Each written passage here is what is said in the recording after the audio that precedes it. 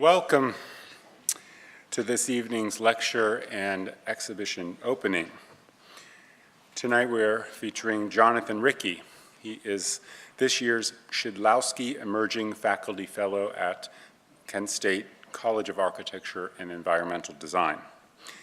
Jonathan holds a Bachelor of Science in Architecture from The Ohio State University, where he graduated magna cum laude with distinction, and a Master's of Architecture from Harvard University, where his thesis, Tchotchkes, Knickknacks, and Near Models, or a celebration of all the clutter in architecture offices, was awarded the James Templeton Kelly Prize for Best Thesis Project. Prior to his term at Kent State, Jonathan was an instructor at Harvard and held the position of MIG Urban Visiting Assistant Professor at The Ohio State University.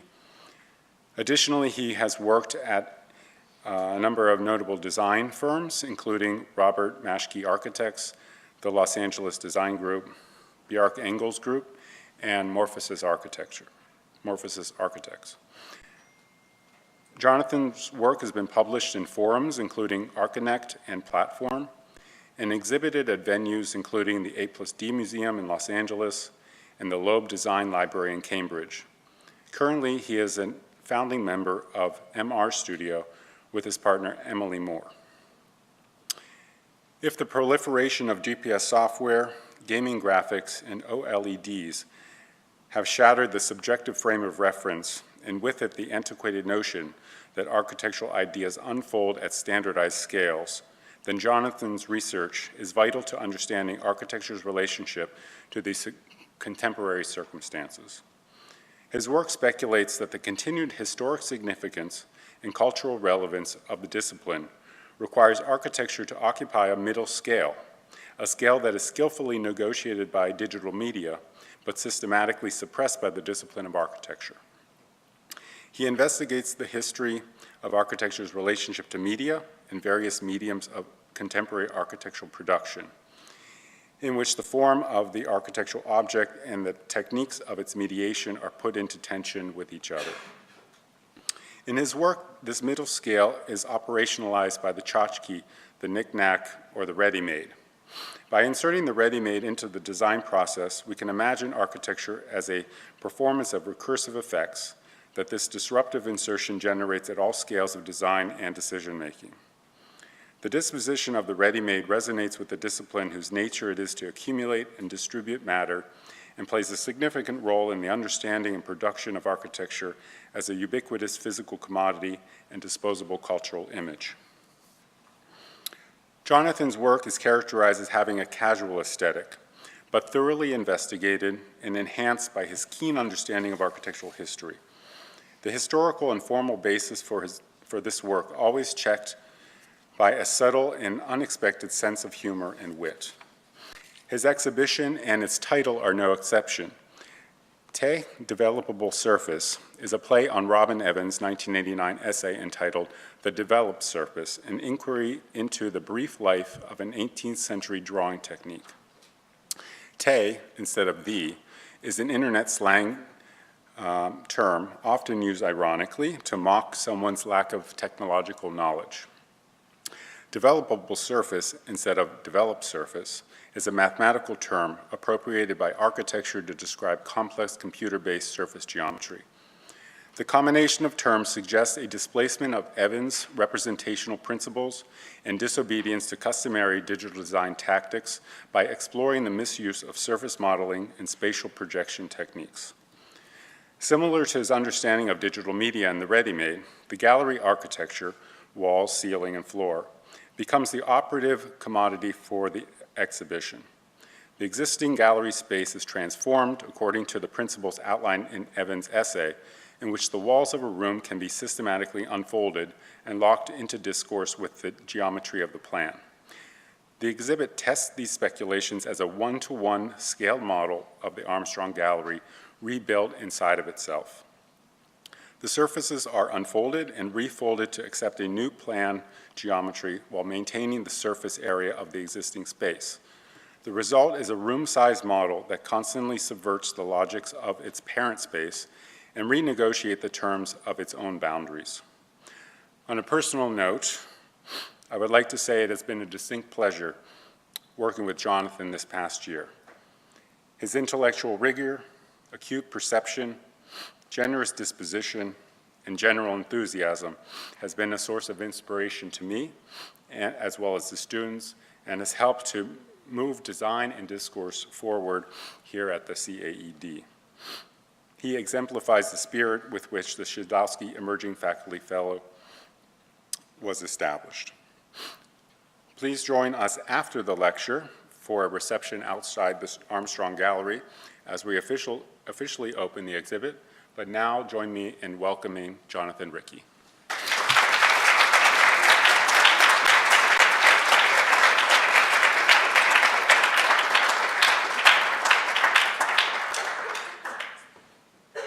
Thanks, Gene. That was really kind. It was also a really good synopsis of what I'm about to say, so sorry if it's repetitive. 1 second, I'm just going to set a timer so I don't go too long.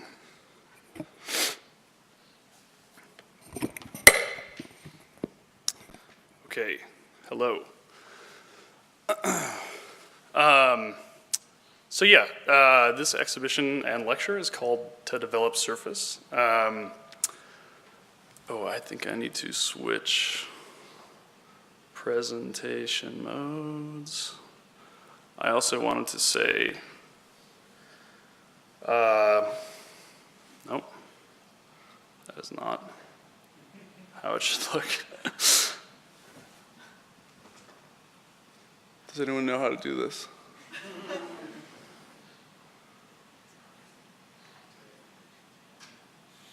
Okay. Well,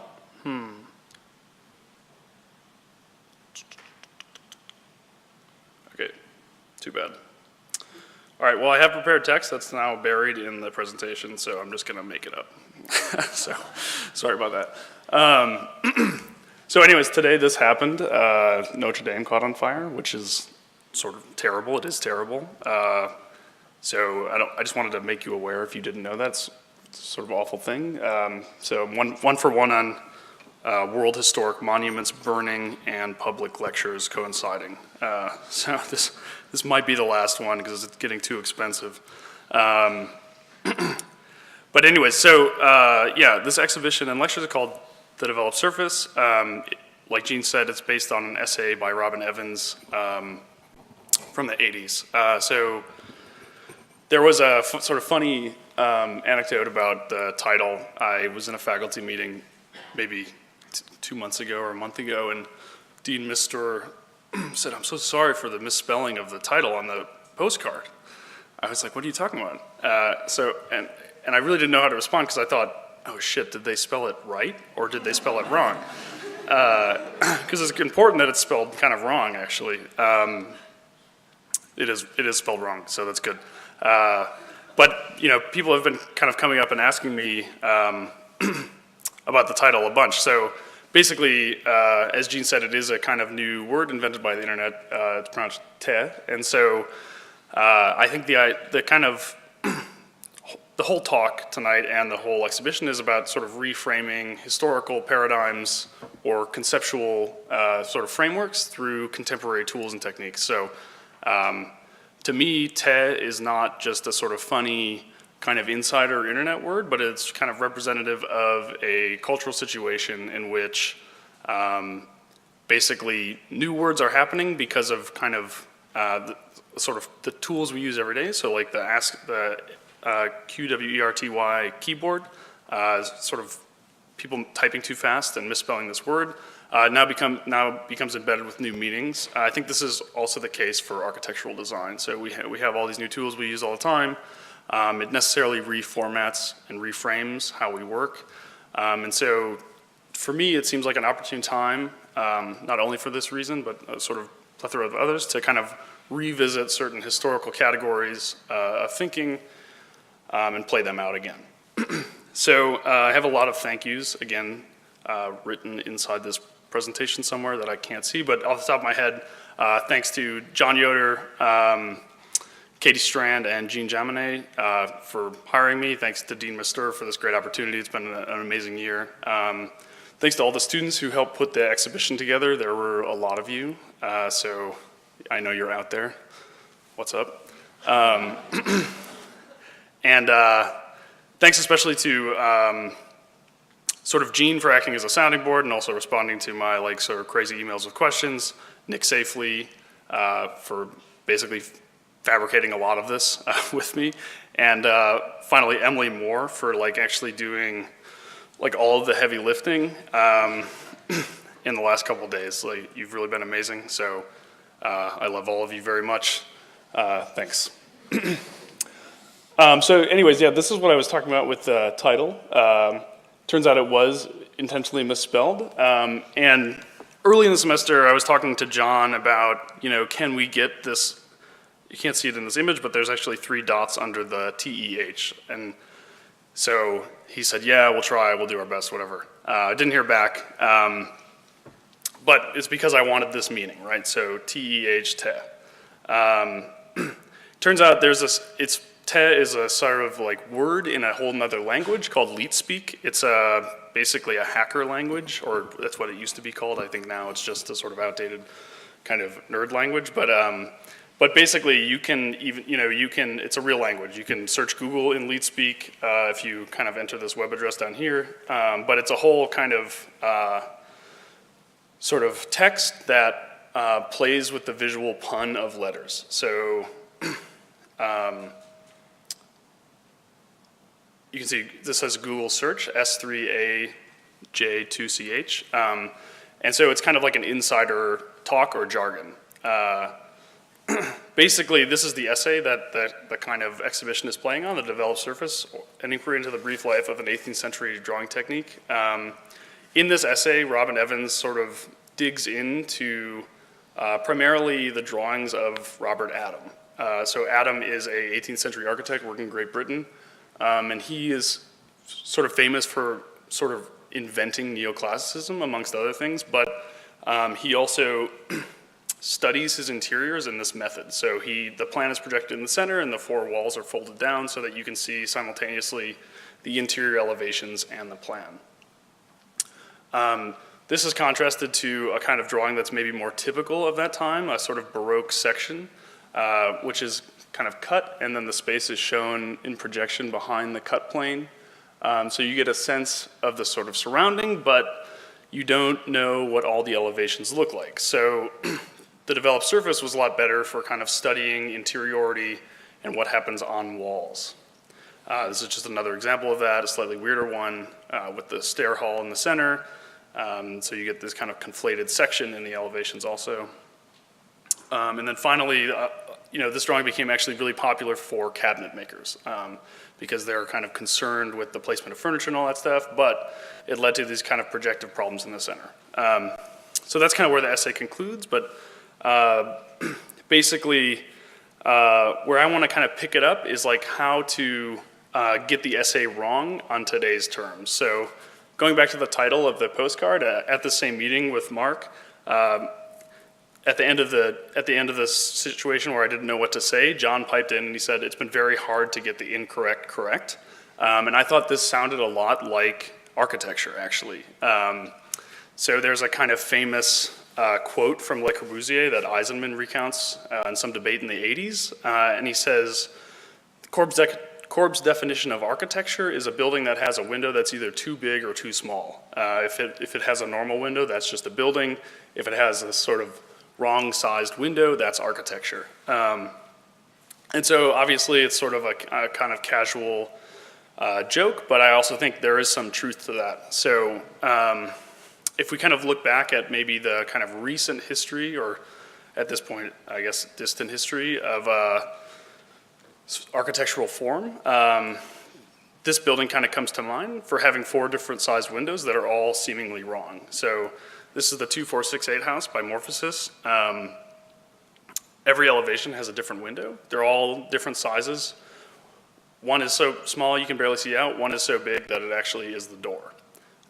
So again, it's sort of a dumb box on top of a garage, but calling itself out as architecture here through actually just having windows that are the wrong size. So I think there is something to this, that architecture actually sort of raises its hand by being exceptional to the kind of normative expectations of building construction. The same is true of something like this. So this is a much more familiar example, probably for all of us. Obviously, Plaudia's Villa Rotunda is sort of, a pinnacle of Mannerist architecture. Weird thing about it, it has 4 doors, right? So slightly odd, like very beautiful, sort of to the contemporary eye, but strange to have 4 doors. So again, it sort of draws itself out of the kind of normative expectation of what a house would be by saying, no, I'm not just a house, I'm also this other thing. Speaking of things, I think this quality of having the sort of wrong size of something is possibly just a wolf in sheep's clothing for another kind of distinction. So this distinction would be one of thingness. So thingness was maybe most popularized in pop culture through this movie, The Thing, directed by John Carpenter in 1982. It's also kind of like, been theorized academically by people like Bruno Latour and Bill Brown, who give the example of thingness occurring when sort of objects transform in front of you to become strange. So they defamiliarize themselves sort of at an instant. And the kind of famous example of this is actually the Space Shuttle Challenger explosion. In the kind of historic event of the Challenger exploding, this is also sort of why I brought up Notre Dame earlier, is that all of a sudden something that we sort of took for granted as an object, we see as actually like being constructed out of millions of little pieces, and all of a sudden its kind of like network of relations becomes exposed and it becomes a thing. I think John Carpenter deals exactly with the same theory in this horror movie, but it's like a little easier to understand, so I'll run through that really quick. I also think this is a very interesting agenda for architecture to have, is to kind of expose thingness inside of objects. So in the movie, basically, it takes place on an Antarctic research base, and there are sort of humans and dogs. And so in the first scene, this dog kind of like runs back to the research base, some other things happen, but basically when the dog gets back, it's sort of acting strange, it's acting funny. Looks normal, but it's not behaving correctly.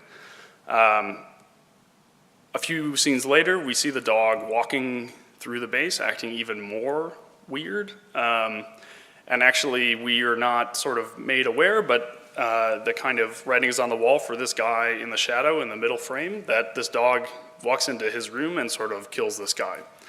No one knows it yet, but basically, the dog is then sort of shepherded into a cage with other dogs for the night, and then upon entering that cage, the dog gets nervous, and actually this kind of excessive quality, since it is infected with the thing, which is like an alien presence, basically, tears the dog to pieces, essentially, so it kind of becomes exposed. So the 3 steps are the perception of latency in the formal ether. The second step is the thingified dog attacking its first victim. The latency is in the dog. And then the third step is the latency is exposed at the expense of the object. And typically this works actually in a kind of like analytical model. So basically when the dog is put into the kennel, the kind of group of other dogs that have, sort of extrasensory perception, sense that something is up, and then cause their kind of like group analysis causes the dog to, or the thing to become exposed, rather. So I think this is probably actually a quality that is true of many objects, architectural ones also. So when we think of a sort of, building like Plaudia's Villa Rotunda or something, we can, look at it in 3 ways, basically. One, that it's sort of sitting there, a bunch of stones stacked up. The second way is that, it's funny that it has 4 doors. There's something there, some latency, there's some extra meaning, perhaps, behind the veil. The third way would be to kind of actually pick out what those kind of meanings are and expose them, and that's kind of, as I see it, the job of the critic or the architect critic. And so Tom Main, I would say, is operating in this way in the 2468 house, in that he's deliberately showing you there's something up here. There are 4 different windows of different sizes. It's clearly signifying this as other. I think also Buster Keaton does this extremely well in 1 Week. So this is a kind of famous sort of silent film from the 20s, if you've not seen it, where the protagonist sort of gets married and is gifted this plot of land by an uncle and is given this kind of house kit to put together. Hijinks ensue. The house is sort of put together incorrectly, things are twisted up, but all sorts of new opportunities are created because of the kind of like incorrect recombination of parts. So I have a few clips to show you.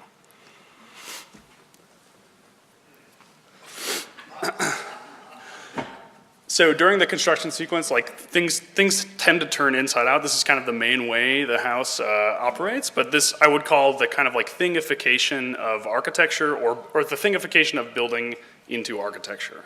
So obviously houses are not supposed to do that. Sorry, go to the next slide.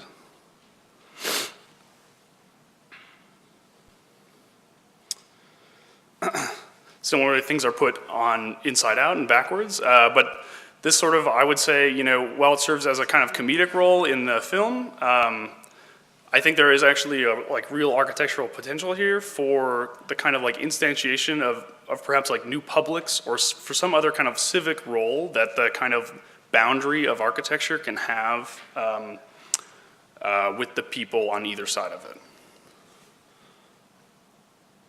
I don't know how to keep this going. There we go. Okay. Similar here, there are kind of novel technical solutions that can be found in the thingified building.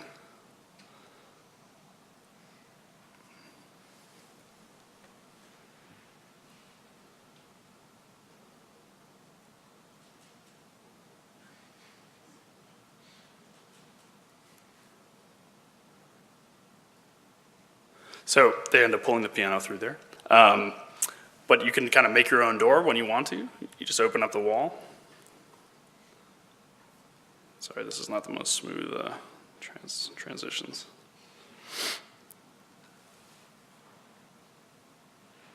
Oop, what's going on?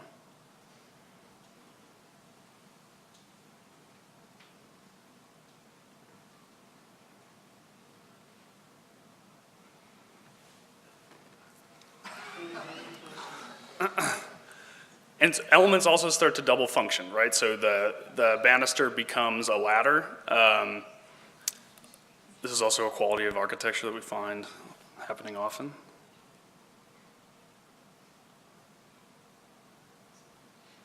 Oh my gosh. Well, anyways, there's a few more examples, but this is just a little too glitchy. Oh my God, it's running away.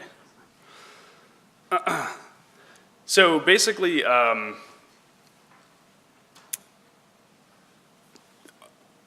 if we can define architecture as sort of building that like exceeds its kind of typical qualities of function or habitation or sort of meeting the needs of a kind of enclosure, and that is through a kind of like exception, the big window or the small window. We could also define architecture as the ability of buildings to kind of create associations across a kind of set of things that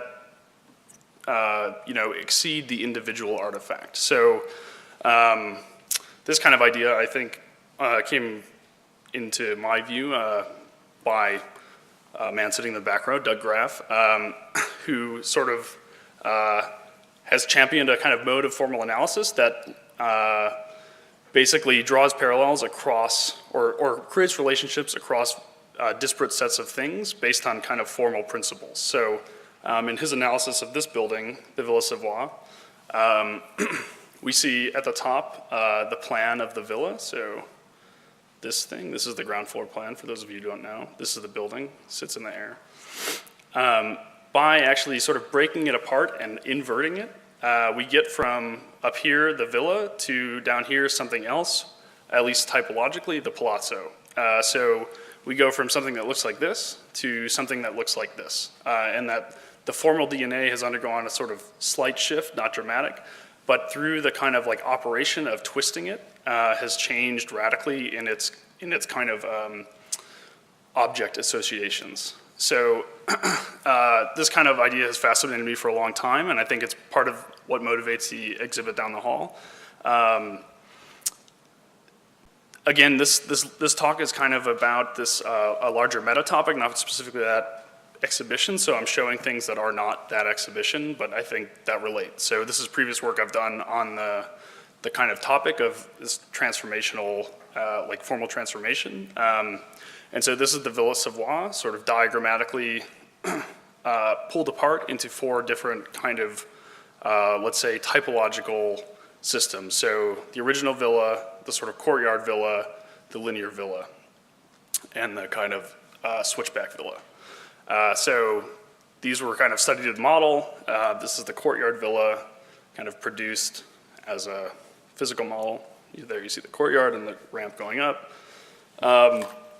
This is another building that sort of also looks at how kind of a bend would sort of change the arrangement. So this is a house by Edmund Lutyens, a sort of British architect in the late 19th century, sort of transformed into a bar. So it goes from a U to a bar, very simple, but the kind of way the transformation occurs, it happens in a very like sort of measured and careful way, so that every piece sort of moves in a kind of, I don't know what you call it, almost like a kind of like parametric system in a sense, so that the kind of production of formal meaning actually results from a specific rule set that like the white was once what was originally buried and the orange is what you had always seen in the first place. I think this kind of transformational logic is actually hidden inside of representations often. So if we go running back to the kind of title of the show, The Developed Surface, this kind of the action of representing a room this way has embedded within it a logic of transformation in the sense that the walls are actually folded down, and the kind of like thickness of those things has to go somewhere. So if we play out kind of how that might work at a kind of building scale, if you say, okay, we'll represent every room in this way, basically you start to get some very unusual consequences. So this is again a house by Robert Adam, with every room unfolded to create a kind of like paper cutout model. That paper model is then refolded up and then re-aggregated into different little sections of toys. But basically, just to show that, you know, the kind of like logics with which we tell ourselves the stories of architecture actually have embedded in them kind of like new possibilities for creating meaning and form. This again is a kind of section of an Adam house. Taking the logic of that section and sort of stretching out the whole house produces a kind of, automatically produces a sort of new thing. Sort of obvious, but again, if we look closely at that staircase, the kind of operation of pulling it apart and the specific ways we do that actually produces, you know, quite different readings. So in this sense, a sort of direct split on that line will produce something like Bramante's Santa Maria della Pace courtyard corner in Rome. A different version of that, where we account for the thickness of the wall, is going to produce a sort of condition of this like exaggerated closet, which is maybe not as exciting, but just goes to show you that the kind of like accounting of these moves is perhaps worth doing for no other reason than you can like nerd out about Baroque corners with it. So the same goes for the kind of difference between this square, or rectangle rather, and this one. So the difference is small. It's just that the kind of idea of an interior room is actually sort of inherent within it. There's an ambiguity. So if we look at the kind of 4 walls bounding this interior in the thick black line, we see behind them associated a kind of arbitrary wall thickness, right? In this version, that wall thickness is sort of doubled at the corners because we realized there's also an exterior thickness that has to be presumably maintained. What happens when we start thinking about this is that when you start to kind of twist and turn these things, as you would do in the developed surface drawing, actually sort of the thickness has to go somewhere. So it either gets added, booleaned out, or stretched to produce sort of these aberrant wall conditions, you know, that are actually sort of latent within the kind of representational act itself. Again, this is an atom room, just sort of more examples of this kind of same theme. There's the model of that room with its kind of interior graphic and the wall thickness on the outside.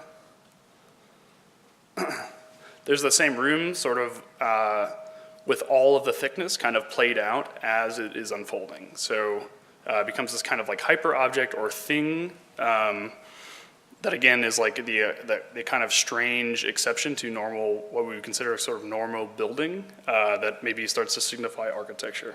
Here's again the same room unfolded in a different way. And so basically the premise is that like all of these kind of versions of objects are embedded in sort of simple drawing like this. Just, you know, depending on how you start to think about that drawing. So this was played out one other time before the current exhibition. As Gene said in my thesis project, basically looked at the design for a kind of public, a building acting in a public way in Boston. The building's on this sort of irregular site, and the idea was that if you turn the site into a room and sort of consider all of the walls of the room as buildings, that the kind of resulting ensemble would form a sort of urban room.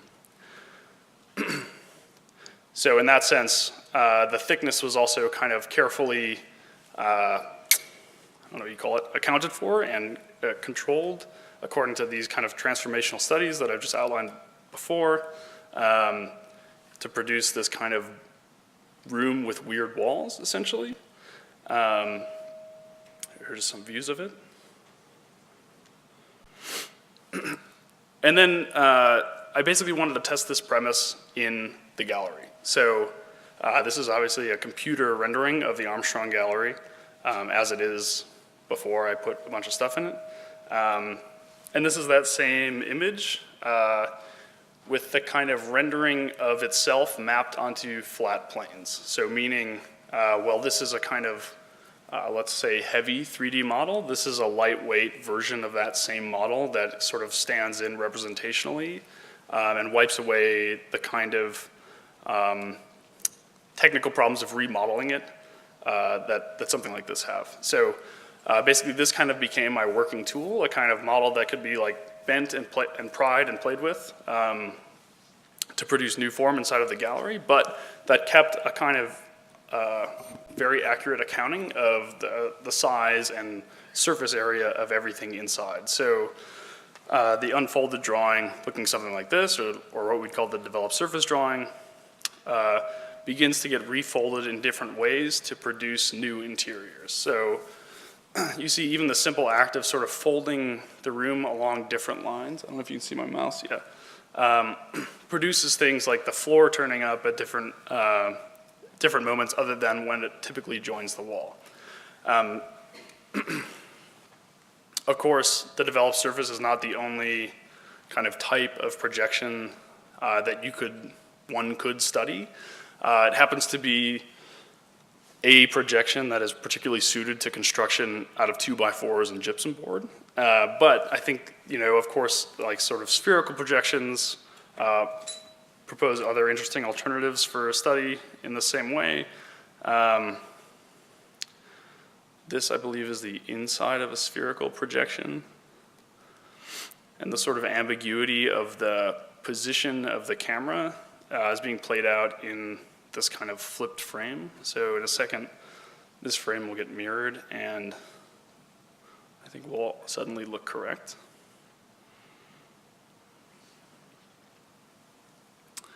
But all this is just to say that the kind of, I would say momentary kind of ideality of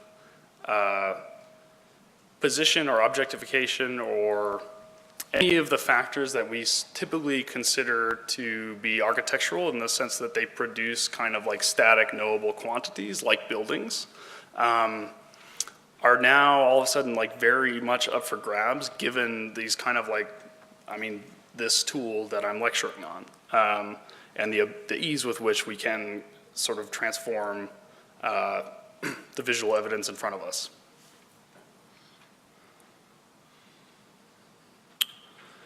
So the gallery is actually basically, it's the gallery is rebuilt inside of itself. So it's folded smaller, the ceiling's taken off, and then the kind of walls are accounted for and folded so that they fit within the original space. So basically, it's something like this. It's not exactly this, but something like this, in which we see the kind of like boundary of the original gallery and the sort of smaller plan version of it negotiating its own thicknesses and it's the constraints of what I'm calling the site, which is the gallery. So we start to produce sort of like nested spaces. And essentially the kind of final product becomes this kind of room within a room that has a sort of peculiar form but is bent into shape, so to speak, because of the constraints of the original boundary. It sort of also reorients the room towards this front wall, which in the CAD is kinked to give us enough room for this space here. But in the show now, it's the sort of orthogonal privileges the kink to kind of like straighten everything out. So what you have is a sort of clear rectangle where all of a sudden the floor grid is misaligned and the outlets are misplaced. There are also a sort of few other interests that are being played out in the gallery. One is, I would say they all relate to a kind of like transformational or a simulated kind of production of form. So meaning that like architecture is a kind of non-static pursuit. So there is a kind of like tower of boxes that have been like simulated and dropped in Maya basically to kind of produce this irregular thing, but there actually is sort of precisely constructed. Thanks also to my studio for basically making all of these boxes over the weekend. And the gallery will also be home to a host of projects that come out of a seminar that's currently underway with undergrad and graduate students that have been working on the kind of production of these simulated aggregations of form through like physics-based manipulation. So these are just some examples from that class. This I think is like a banana and cherry grotto. This is a pickup truck and sphere one. But again, they're kind of, the idea is that the class is set up along a sort of the execution of certain historical kind of tropes. So these are grottos. Eventually we're doing relief models in the gallery, but played out using a kind of contemporary set of tools. This is just some sort of evidence that work was done. So this was like, I don't know, Thursday or Friday or something like that. So it's come a long way since then. Thank you, Emily and Nick and Kate, if she's here. Kate.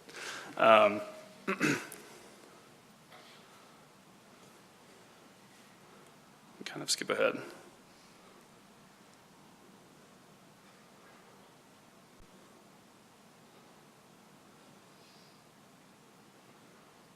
Okay. Oops. And yeah, and I think, you know, the gallery will sort of continue to change and be modified as these kind of grottos come to inhabit the space. But basically, the idea of the exhibition is that it is the kind of reproduction of the Armstrong Gallery inside of itself, slightly smaller. So it's kind of like a simple idea, but basically the sort of representational framework and the kind of techniques of producing it, I would argue, automatically kind of generate sort of novelty and kind of thingify building into a sort of a category of artifact that begins to speak about other things than what we normally think of as like the sort of primary kind of concerns of construction. And those are the things that I hope will be of interest, meaning like sort of the methods of production, the kind of experience of the space and all that. And yeah, I think that's about it. So I'd invite you all to meet over at the gallery, unless there's any questions.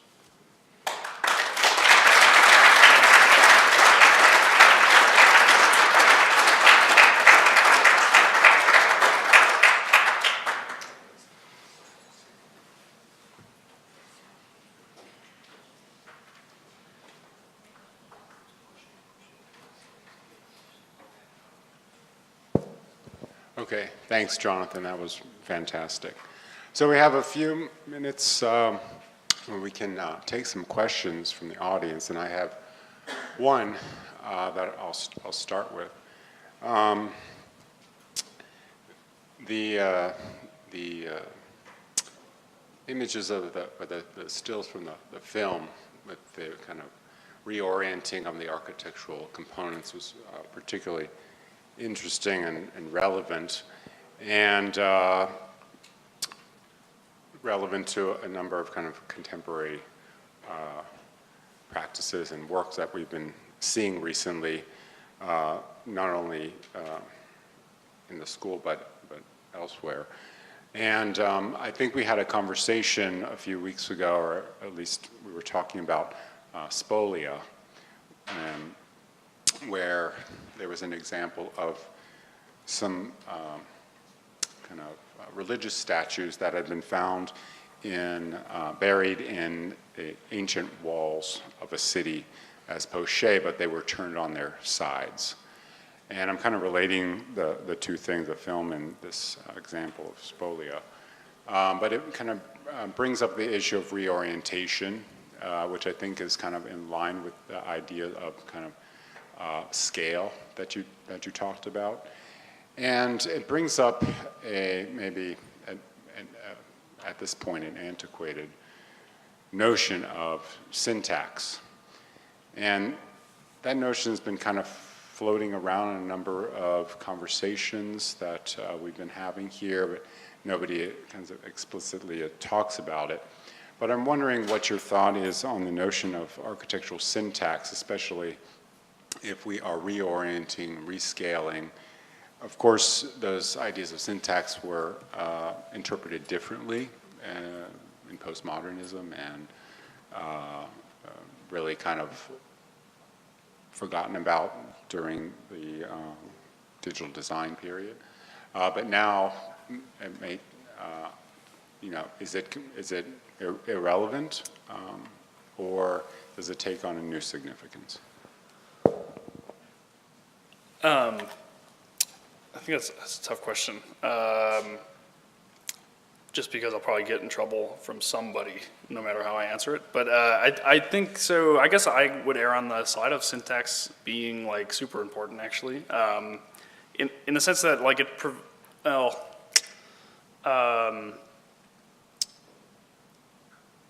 like syntax perhaps maybe consisting of two things. One being kind of like meter or like a metric that's necessarily constitutes syntax. So like things have a size or an orientation or something like that. And the second being a kind of like semiotic reading of kind of syntax as like producing meaning in an almost like literary way, or even if it's not so direct as that interpretations can be like sort of gleaned, but not every interpretation is possible. So I think basically the reason I'm interested in history is because it gives a kind of context with which to kind of like play in the sandbox. But I think the way the kind of like relationships between parts of the things that are played with, I don't know if this is making any sense, is like, those are critical actually. So, I mean, the kind of actually one thing that I'm sort of proud of in the gallery is that these kind of score lines of the panels for the most part, line up with the kind of floor score lines, so that, I don't know if that's necessarily a syntax, but it's at least a kind of metric of, even if it's just a measuring tool, it provides a kind of not only like a technical kind of confirmation of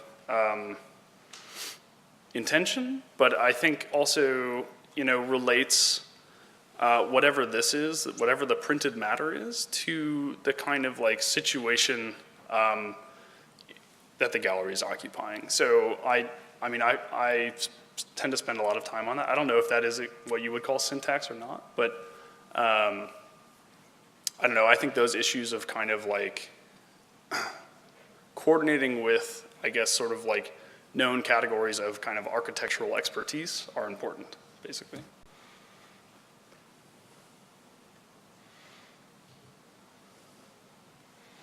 Okay, thanks. We have time for more questions. Thanks for a great lecture. Very, very compelling. I'm just wondering if you could address this kind of reformulated or differently registered notation that you're using for materiality. This seems to be kind of an offset from conventional notions of materiality that we're seeing even recently. Is maybe a shift from representation to registration or something like that. Could you just talk about materials? Yeah, so I guess there's kind of maybe like 4 materials in the show. So there's kind of like construction materials, which are like chipboard, drywall, and plywood, which are used in a sort of very conventional way. There's also this sort of neon, which is more or less a graphic or an icon. Then there's this stuff, which is supposed to represent basically the floor. So I guess that's the one that's kind of weird, because it's clearly not the floor, but it's colored to look like the floor, and it's kind of made out of aggregate. But the kind of idea about this material is one that's sort of like perhaps like still infant in my mind, but that the kind of like ability of like pre-digital architecture to operate as a kind of collection of parts, or like literally a collection of stones piled up to make a building. There seems to be, in a kind of like post-digital world, similar opportunities to do that stuff on the computer, which is what my seminar is studying. And so this is a kind of attempt to bridge those two things, so that the floor is actually concrete that has aggregate in it. You can see it if you look closely. This is actually sort of like scaled up aggregate to function as concrete textured with concrete. So it's kind of like a pun on concrete. But it's also a kind of like perhaps hope for the ability of kind of actual sort of like very ancient methods of kind of compression structure and aggregation of material to perhaps find a renaissance somehow, given the kind of ease of producing that stuff, at least digitally today. And then I guess the fourth one are those boxes, which exists somewhere between a kind of like collection of aggregate and a kind of scale model of a building. So in that sense, the material is kind of like a playing out of a visual trope at different scales, and sort of hinting at different possibilities for the sort of future use of that stuff, whether it be at a building scale or at a kind of like, I don't know, let's say like element or wall scale. Okay, I saw a few more hands.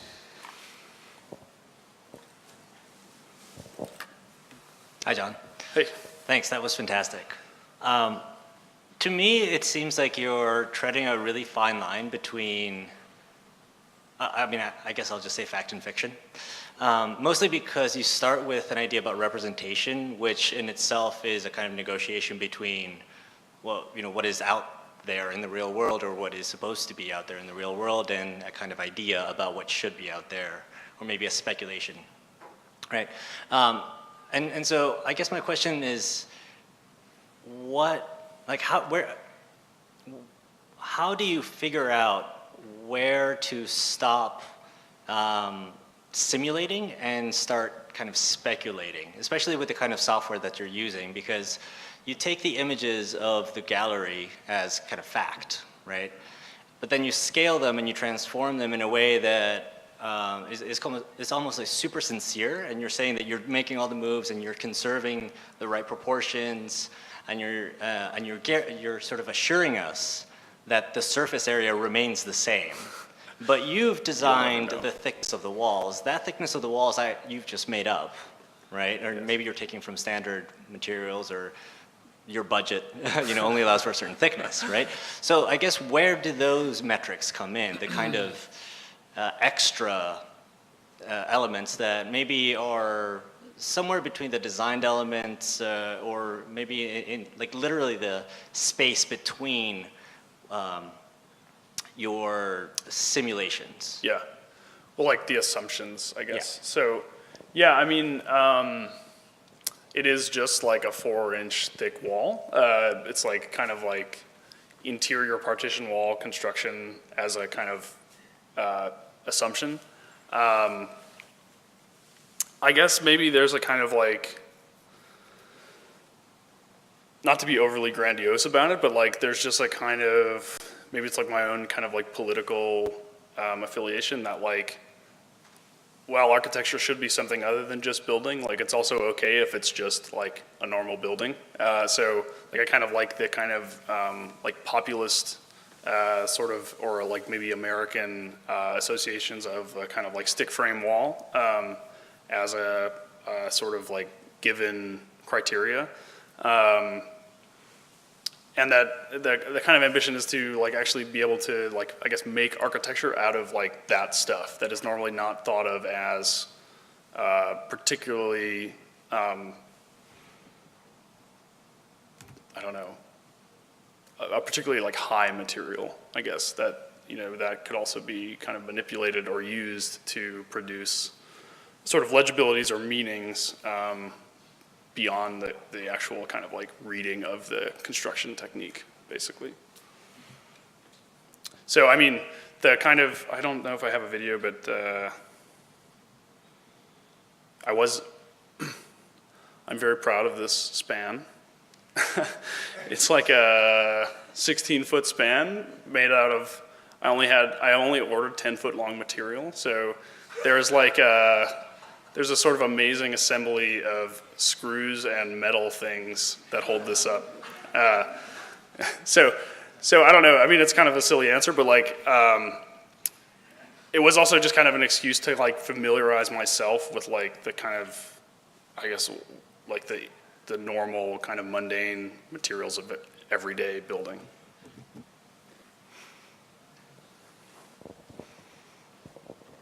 John, it's terrific work, and we've been glad to have you here for the year. I'm particularly taken by, when you go back to the images of the courtyard, you don't need to go back, stay on that image right there. And you talked about the walls, the way of folding out the walls that Evans did. And you talk about the corners, the missing corner versus the wall that's wrapped all the way around. Well, I think what you've done is to expose the thickness of the wall. I think there is a thickness here now that reveals space, that reveals that missing corner. And it's operational in the sense that you are revealing something. I think you are revealing by making the gallery within the gallery and folding these walls around each other and the floor up into the wall, that there is a spatialization that occurs that wouldn't have otherwise. And I think that's very provocative to understand that the thing that we see, that the thing that we don't see, which is the gallery as it was, we can see and understand it as something much thicker on its edges by what you've done. And I find that to be particularly provocative, and then also the way I have to look at it again when we go back out. The way you deal with the glass wall is something maybe that isn't there and you were able to spill out of and understand it a different way. But I think it operationalizes a space and reveals something that wasn't possible otherwise. So I appreciate greatly what you've done, and not just in this project, but how you've influenced the culture here at the school. Thank you.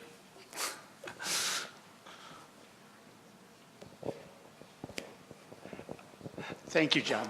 That was a great lecture. I wanted to go back to the notion of the thing as you were talking about it. And as you worked through various permutations of the unfolding, you keep encountering issues like thickness, these constraints that are revealed as you work on the material. And it struck me that the difference between thing and object is partly about revealing constraint, revealing the tolerances of things. So in a weird way, coming from what can seem a very theoretical perspective, it's also getting into what we think of as all the kind of, annoying technical problems of architecture. If you go back to Palladio, the drawings are labeled with ideal dimensions, but the wall thicknesses are there. And, all of that kind of stuff. Is that, to your mind, a kind of rejoinder to the notion of the object and what it means in architecture? Can you re-ask that question as if you were asking an undergraduate student?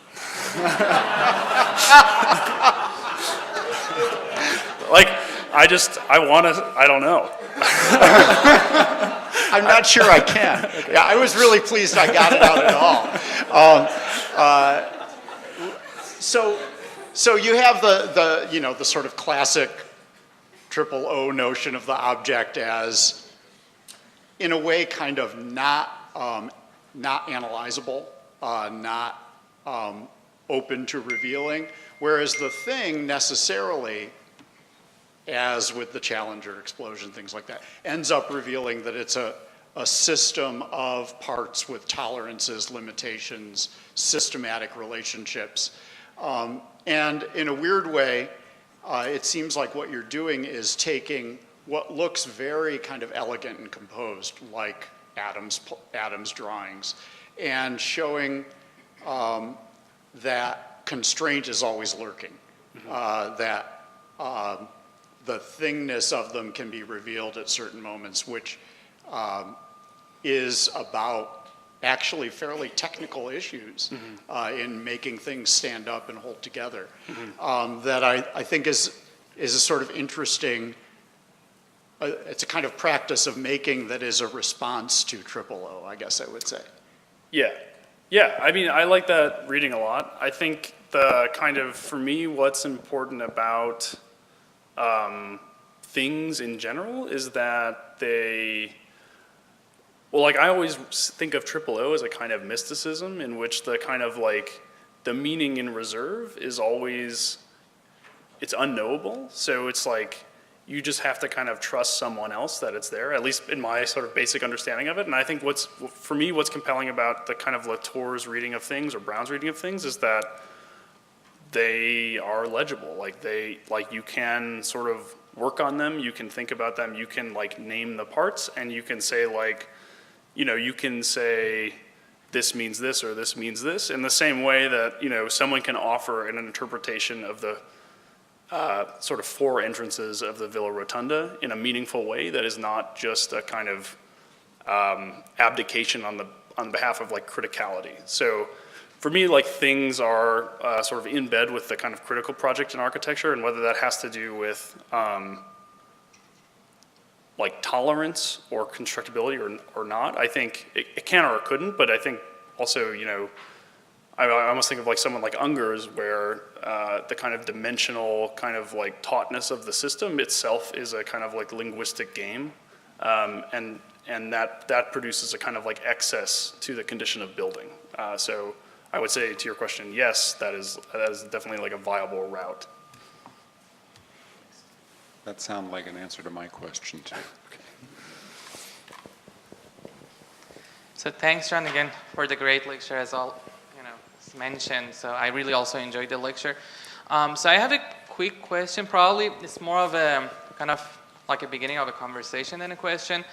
But I would love to ask, or like hear your thoughts on, particularly it kind of ties back into maybe Gallo's question about the agency of the designer, like where those decisions come in and where the process in this case, comes into, the balance of those two.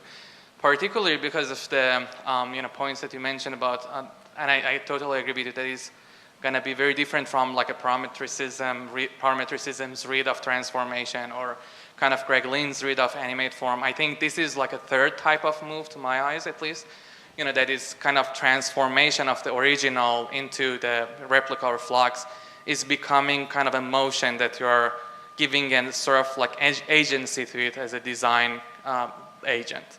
And then, of course, your kind of agency as a designer becomes the secondary power. So if you can talk about that just as a maybe misreading of even the presentation, but if we think about these transformations as motion, and then how the original connects to flux, and then what would be the the buffering or the kind of designer's input on that, and then just in terms of the workflow, I guess that's more. Yeah. So, well, I mean, I guess the kind of thing with transformation is you can stop it at any point in the process, right? So there's a kind of like spectrum of completion, so from 0 to fully complete, and you could pause, at 99% or at 50% or at 13% or whatever. I think in that sense, I think the designer has like great agency. But I also find for myself, the kind of, at least in a kind of academic setting, which was the only setting I really operate in, but the kind of, I don't know if what you're asking is for like where is the authorship? That's kind of how I'm interpreting your question, which might be wrong. I don't know, but maybe like for me, the kind of, it feels much more comfortable to kind of set up a problem and play it out and like sort of demonstrate the kind of possibilities in the solution of the problem rather than sort of put expression into the thing, I guess. So I mean, I'm intentionally trying to like kind of like withhold self-expression or authorship in some way. As to kind of like hopefully let the thing read as neutral, but I do feel like comfortable putting authorship into, for instance, like the kind of like choice of the primitive that gets collected on the base panel or whatever. So for some reason, I don't know, the kind of like formal transformation seems like it's sort of like exercise to almost completion, where you have sort of like lots of 90-degree angles and stuff. I mean, that's also a kind of constructability sort of thing, but I do agree, like a kind of like 60% completion version of this would probably look more interesting.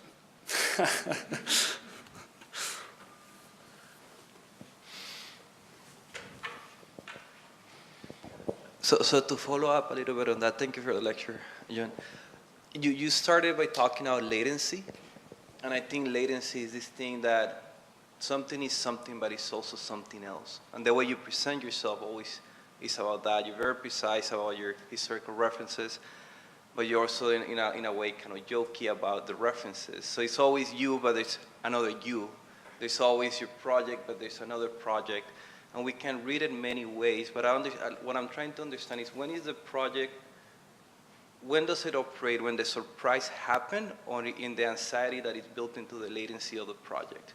It's not when I find out what the project really is, or is the actual project in trying to create that anticipation to what the project could be? That like you just said just now, the project could be 60% of this, right? Mm-hmm. So we're trying to read into it, and you're asking for the person who engaged with it to kind of like push their own bias or perspective into the project, but at the same time you're saying, I'm okay defining the aggregate of the concrete. Mm-hmm. So you're giving enough clues for us to kind of interpret the project, but not enough clues to actually come up with the whole project at the end, similar to like your personality in that sense, right? Yeah, that's true. So, sorry, the question is like why do that? Or no, where does the value of the project rely? Oh, in the I see, latency yeah. and anticipation, or in the final project?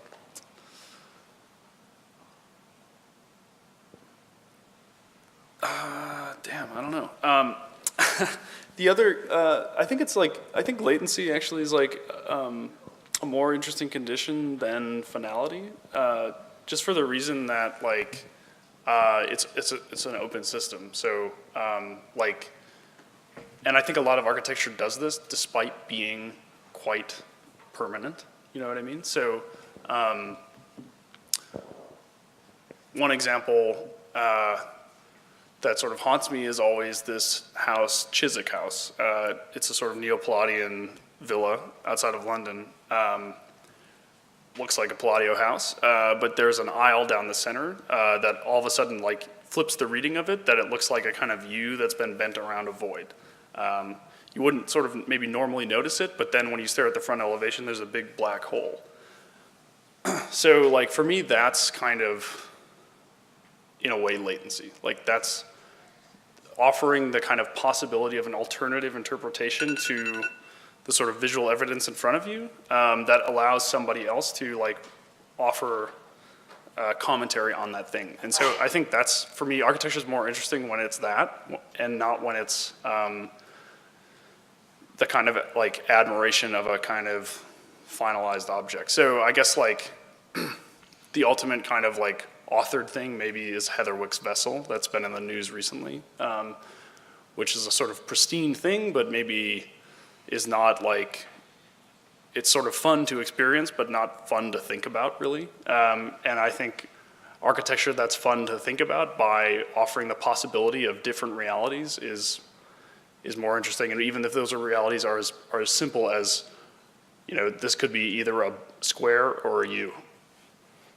Like, I think that small ambiguity like offers actually like a super valuable kind of like port of entry for someone to think about buildings. Okay, great. Thank you, Jonathan. Again, we are going to convene in the cafe for the opening of the exhibit, and there are also refreshments out there. Thank you, everyone, for coming. Thank you again to Jonathan Rieke.